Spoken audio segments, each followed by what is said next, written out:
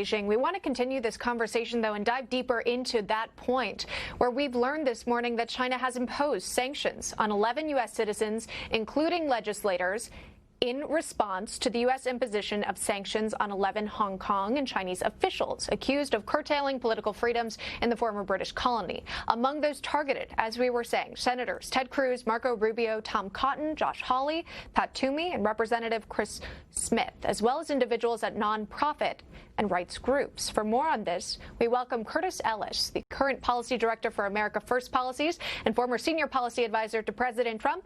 And our correspondent was just about to get to this point before losing the feed. But Curtis, why are we seeing these specific lawmakers being called out by China?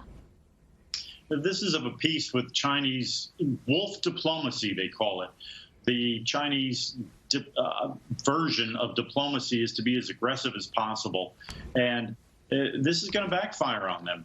China has a long history of purple rhetoric, purple prose when they start talking about the capitalist roaders and the running dogs of the imperialists, and that's carrying over. We saw that abate for a while, but Xi Jinping is bringing back the worst characteristics of the Mao Zedong regime and of the Chinese Communist Party totalitarian impulse, and that includes sanctioning foreign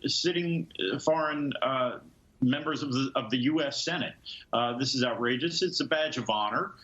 They see it as tit for tat. If we're going to sanction the Chinese official Carrie Lam, who's the chief executive of Hong Kong, they're going to do the same. And now, Chris Smith has been an outspoken critic. Congressman Chris Smith from New Jersey has been an outspoken critic of China's human rights abuses for years. He's a staunch pro-life member of the House of Representatives, and the forced abortions and forced sterilizations and organ harvesting and other horrors that the Chinese Communist Party has been perpetrating for decades, he's stood against that for many, many, many years. So that's why we see him on the list. Senator Cruz and Senator Hawley and Senator Johnson and Toomey, these senators have also been very outspoken about the Chinese Communist Party's abuses. So those are obvious targets for the Chinese wolf diplomacy. Yeah, I've noticed particularly a few of those senators, they've tweeted out their statements and their feelings towards China, so they made it very public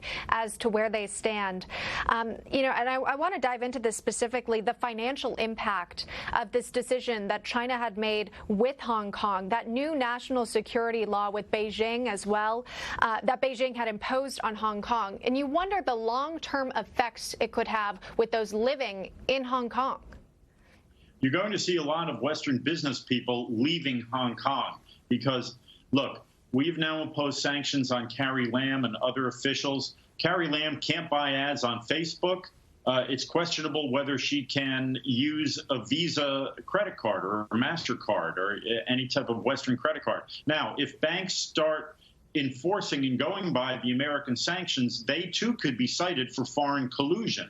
So anybody in Hong Kong, any Westerner, any Western business person in Hong Kong has this sort of Damocles hanging over their head that they could be arrested too on the same trumped up charges. This is going to destroy Hong Kong's economy as a financial service center, which is fine with the Chinese Communist Party because they want to see it all move to Shanghai anyway.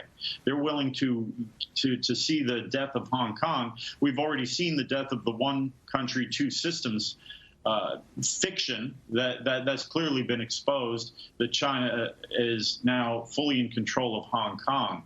It's unfortunate. Jimmy Lai could have left at any time. Mm-hmm. He's a hero. He's courageous. He knew this was coming, and he chose not to leave because he believes in his city, his country, and these principles of freedom. And it's really an interesting, and this is what courage looks like. Well, we appreciate your expertise on the matter. Curtis Ellis, always great talking to you. Thanks so much.